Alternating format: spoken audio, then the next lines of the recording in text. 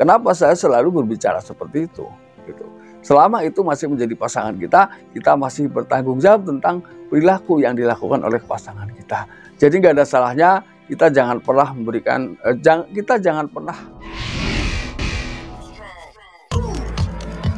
Selamat menyaksikan, semoga bermanfaat dan dukung terus channel. Assalamualaikum warahmatullahi wabarakatuh. Kembali lagi bersama saya Kang Kubis. Pada kesempatan kali ini Kang Kubis kembali bersama sahabat semua. Tentunya Kang Kubis masih tetap di channel Kang Kubis dan tidak pernah bosan ya berbicara tentang seputar permasalahan rumah tangga dan juga menyangkut permasalahan selingkuh dan juga permasalahan percintaan dan juga permasalahan lainnya. Nah, pada kesempatan kali ini Kang Kubis ingin membahas mengenai ciri-ciri istri punya idaman lain dan ada kemungkinan memang sudah bercinta ini. Nah, di sini kita akan bahas secara singkat namun mudah-mudahan bisa diterima dan ini bisa dijadikan satu pemahaman buat kita semua dan semoga bisa menambah wawasan buat kita semua dan bermanfaat tentunya ya. Namun sebelum lanjut ke topik, gak ada salahnya silahkan sahabat semua like dan komen di channel Kang Kubis agar sahabat semua tidak ketinggalan info dan juga kabar-kabar terbaru tentunya di channel Kang Kubis. Nah, kira-kira ini ketika seorang wanita atau seorang istri bahkan ya sudah memiliki pria idaman lain dan sudah terlibat percintaan secara dalam. Nah, kira-kira ini apa saja yang bisa membawa seseorang ya mempercayai tentang hal tersebut. Ini kita akan bahas ya. Sebetulnya kita harus tahu betul apa yang menjadi terjadinya atau mengawali terjadinya seorang istri pada akhirnya diam-diam mencari pria idaman lain. Nah, ini biasanya terjadi karena banyak hal, banyak faktor ya. Dari soal seksualitas, ekonomi, dan juga soal perhatian. Nah, ini biasanya terjadi karena ketika bicara keintiman atau hubungan seksualitas, ini memang sebuah kebutuhan biologis yang harus terpenuhi. Nah, tujuan sebetulnya daripada pernikahan adalah untuk menata semua itu agar semuanya ini berjalan sesuai aturan ya. Namun biasanya hal ini terjadi karena adanya kekurangan atau pudarnya keintiman antara pasangan suami istri. Nah, ini bisa menjadi pada akhirnya seseorang berpikir untuk mencari pria idaman lain untuk melengkapi hasrat seksualitasnya. Mungkin salah satunya adalah itu. Lalu kemudian yang kedua, mulailah menurun hilangnya kebiasaan baik yang ditunjukkan kepada suami. Misalnya dia mulai berani membantah, mulai berani mengeluh. Nah, dan banyak hal yang sebetulnya hal-hal itu sebelumnya tidak pernah dipermasalahkan. Namun karena adanya dorongan kurangnya seksualitas ini memang biasanya membawa pemikiran-pemikiran orang bagaimana caranya agar ia bisa berlenggang untuk mencari pria lain dengan catatan mungkin ya yang diusahakan biasanya adalah menciptakan kerenggangan-kerenggangan kecil untuk hubungan dengan hubungan suami istrinya. Artinya hubungan atau komunikasi dengan pasangan ini mulai berkurang. Ya, itulah yang biasanya kerenggangan-kerenggangan yang mulai tercipta tanpa disadari pada saat seseorang memiliki pria idaman lain. Nah, ini nanti adalah ujungnya bagaimana mungkin kita bisa membuktikan bahwa dia sudah melakukan hubungan layaknya suami istri. Ini akan mengarah ke situ ya.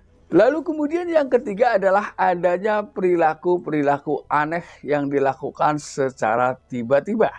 Nah, ini biasanya adalah ketika bicara seperti itu dari bagaimana dia bergaul di media sosial, dari mana dia bersolek, lalu dengan siapa ya dia bergaul. Ini tiga faktor ini menjadi salah satu penyebab pada akhirnya seseorang ini akan terbawa masuk lingkaran untuk lebih semangat ya mencari pria idaman lain karena adanya dorongan-dorongan, bisa jadi karena faktor pergaulan ya.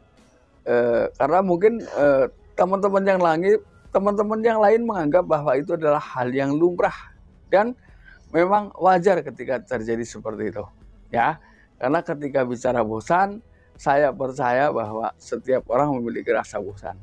Tapi sebetulnya berkali-kali saya katakan bahwa bosan tidak harus mencari solusi dengan mencari yang terbaru. Kalau untuk hal lain mungkin boleh lah ya kita melakukan penyegaran, tapi dalam hal berumah tangga seharusnya untuk menciptakan menghilangkan sebuah kebosanan adalah komunikasi yang baik satu sama lain. Kemudian yang terakhir adalah ada beberapa hal untuk bisa membuktikan, mungkin Anda bisa menemukan bukti-bukti ini adalah tanpa disengaja. Ini biasanya adalah jadi tidak berlebihan ketika wanita ini biasanya rapih tapi kurang detail.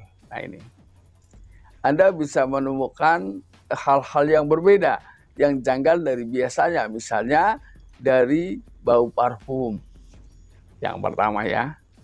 Kemudian banyaknya temuan-temuan yang memang mungkin di luar dugaan Anda. Seperti, mohon maaf, bicara tentang alat kontrasepsi ini memang jujur ada yang seperti itu ya. Kita bercerita memang ada beberapa temuan-temuan yang pernah saya temui ya. Lalu kemudian yang ketiga, bukti ketiga biasanya adalah bukti check-in ya.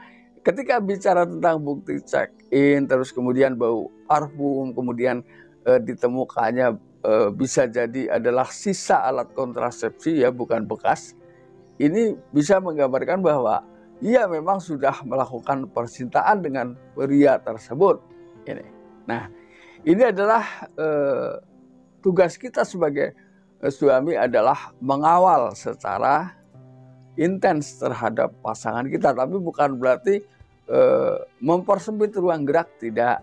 Tapi mungkin arahan adalah lebih penting, karena ketika bicara perilaku istri, semuanya menjadi tanggung jawab suami. Karena bagaimanapun suami adalah pemimpin di tengah kehidupan rumah tangga yang memiliki tanggung jawab tidak sedikit, bahkan terbawa sampai ke alam akhir. Inilah permasalahan yang kenapa saya selalu berbicara seperti itu. Gitu. Selama itu masih menjadi pasangan kita, kita masih bertanggung jawab tentang perilaku yang dilakukan oleh pasangan kita. Jadi nggak ada salahnya kita jangan pernah bosan ya untuk memberikan arahan, nasihat, pengertian terhadap pasangan kita, karena pada akhirnya kita akan dituntut sejauh mana ketegasan kita sebagai pemimpin di tengah kehidupan rumah tangga. Ya, nah sahabat, mudah-mudahan apa yang Kang Kumis sampaikan bisa bermanfaat, dan akhir kata, salam harmonis bersama Kang Kumis. Wabillahi taufiq wal hidayah. Wassalamualaikum warahmatullahi